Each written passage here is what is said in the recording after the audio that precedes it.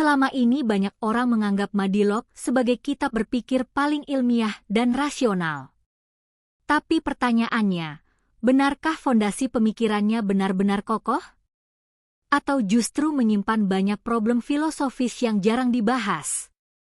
Dalam video ini kita akan mengkritisi beberapa masalah mendasar dalam Madilog, terutama soal dialektika, materialisme, dan logika yang dipakai Tan Malaka.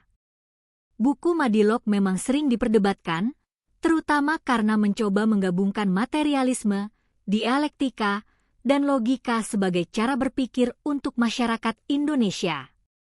Banyak kritik datang dari kalangan agama, filsafat, maupun akademik. Kalau pertanyaannya adalah, apa saja problem dialektika dalam Madilog dan di mana letak syubhat materialisme serta logika mistiknya, maka ada beberapa titik penting. 1.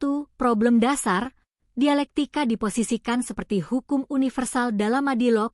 Dialektika dipakai bukan sekadar metode analisis sosial, tetapi hampir seperti hukum pasti perkembangan realitas.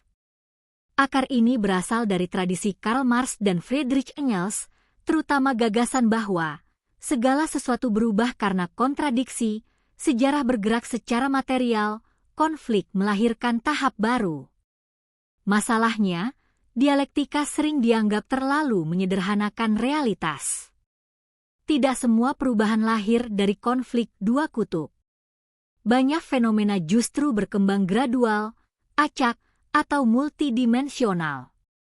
Karena itu, sebagian filsuf menilai dialektika Marxian terlalu memaksa pola.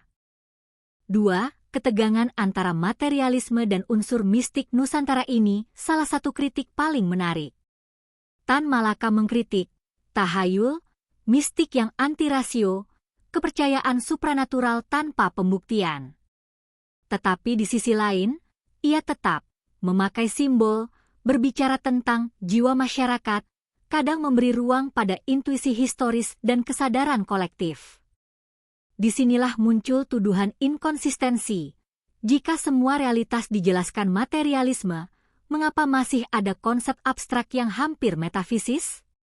Sebagian pengkritik menyebut ini sisa mistisisme yang belum tuntas dibersihkan.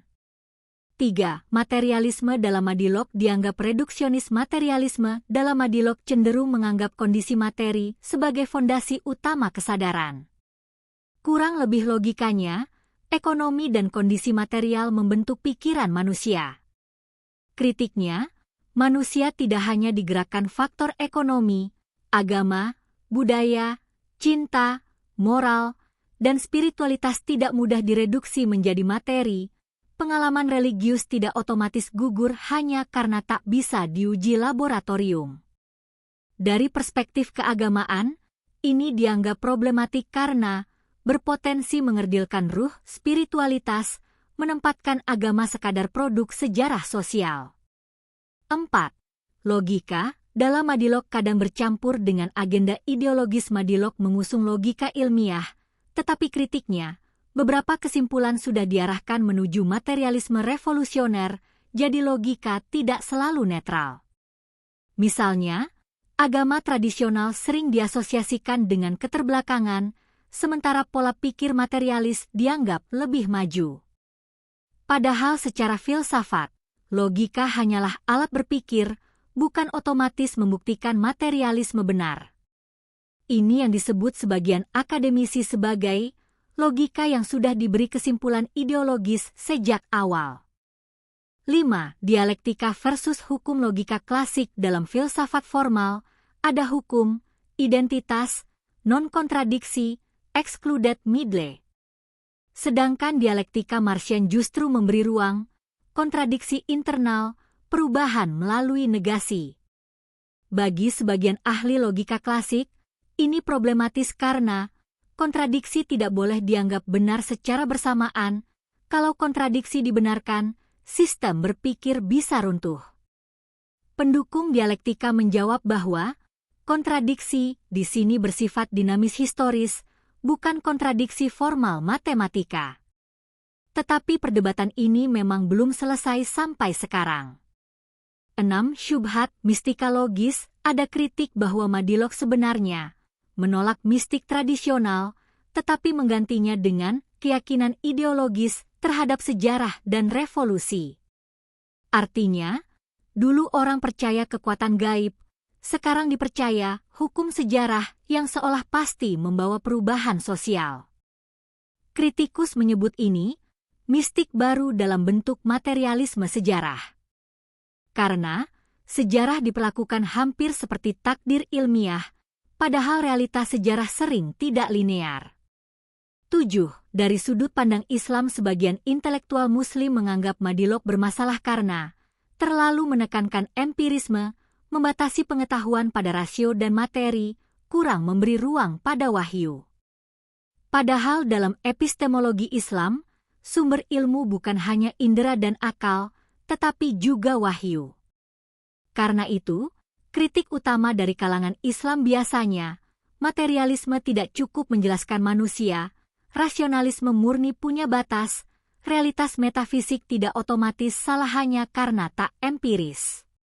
Kesimpulan permasalahan utama dialektika dan materialisme dalam Madilog biasanya dipetakan menjadi, dialektika dianggap terlalu menyederhanakan sejarah. Materialisme dianggap mereduksi manusia menjadi faktor materi. Ada ketegangan antara anti-mistik dan sisa unsur metafisis simbolik. Logika kadang dipakai untuk mendukung ideologi tertentu. Konsep kontradiksi dialektik dipersoalkan oleh logika klasik. Materialisme historis dianggap sebagian orang sebagai mistik modern. Meski begitu, banyak akademisi tetap menganggap Madilog penting sebagai usaha modernisasi cara berpikir, kritik terhadap feodalisme dan tahayul, tonggak filsafat Indonesia modern. Jadi kritik terhadap Madilog tidak otomatis membuat bukunya gagal, tetapi menunjukkan bahwa fondasi filsafatnya memang masih diperdebatkan sampai sekarang. Buatkan rangkuman masalahnya, akan saya buat story wa problem dialektika materialisme dalam Madilog. Dialektika dianggap terlalu memaksa semua perubahan harus lewat konflik dan kontradiksi. Materialisme cenderung mereduksi manusia hanya dari sisi ekonomi dan materi. Logika dipakai tidak sepenuhnya netral, tapi diarahkan pada ideologi materialisme. Menolak mistik lama, tapi justru melahirkan mistik baru, berupa keyakinan mutlak pada hukum sejarah. Mengkritik agama dan metafisika, padahal tidak semua realitas bisa dibatasi oleh empirisme. Konsep kontradiksi dialektik dipersoalkan dalam logika klasik karena dianggap melanggar prinsip non-kontradiksi. Ada ketidakkonsistenan, anti-mistik, tetapi masih memakai konsep abstrak seperti jiwa masyarakat dan kesadaran historis. Pemikiran tetap harus dikaji secara kritis, terutama ketika mulai diposisikan seolah-olah paling ilmiah, paling rasional, dan kebal dari kritik.